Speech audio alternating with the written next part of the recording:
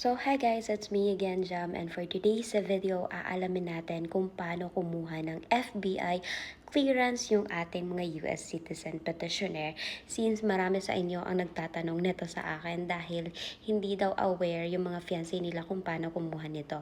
So i-visit na naman natin yung FBI official website para hindi tayo magkakamali. So tara! So, open lang natin yung Google and visit natin yung www.fbi.gov.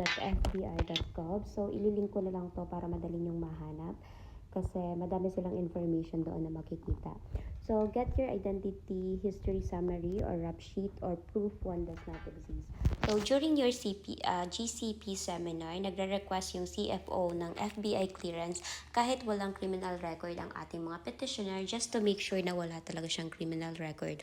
So, merong dalawang ways para makuha ito. Una, yung online request. Within 48 hours of visiting a United States Post Office location for electronic fingerprints, approximately 10 days after we receive your mailed fingerprint card.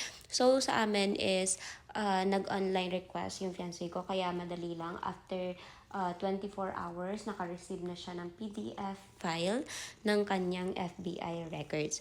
And pwede ding mail request up to 15 days. Allow additional time for mail delivery. So, mas mabagal yung mail. Kaya yung iba mas nire-request nilang online. So, ang fee pala is $18, pero depende yan. Meron pang mga additional fees, depende. So, yan, check nyo lang yan, basahin nyo na lang yan. So, eto, sa online, i-visit nyo lang ang ido.cgis.gov and follow yung steps under the obtaining your identity history summary. If you submit a request electronically directly to the FBI, you may visit a participating US Post Office location. So, mag-search siya sa Google. So, Google map niya kung alin ba doon ang US Post Office location na connected sa FBI para makapag-submit siya ng fingerprints electronically. So, yan.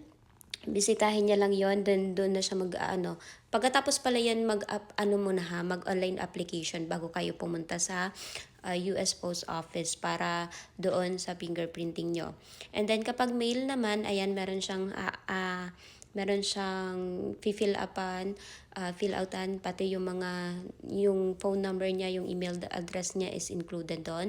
And pwede siyang kumuha ng fingerprint malapit pwede sa kanilang county, sa sheriff, office, something like that.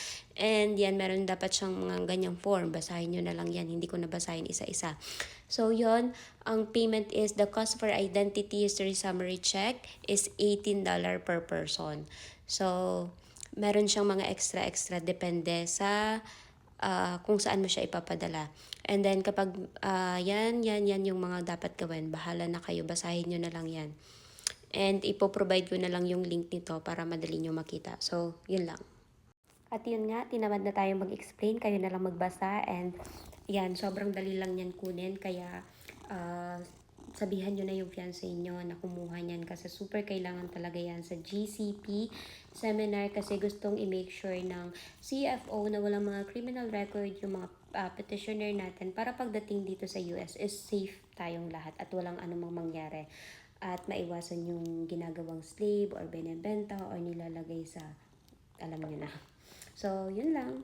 Good luck sa inyong lahat and hopefully makapunta na kayo dito soon. So,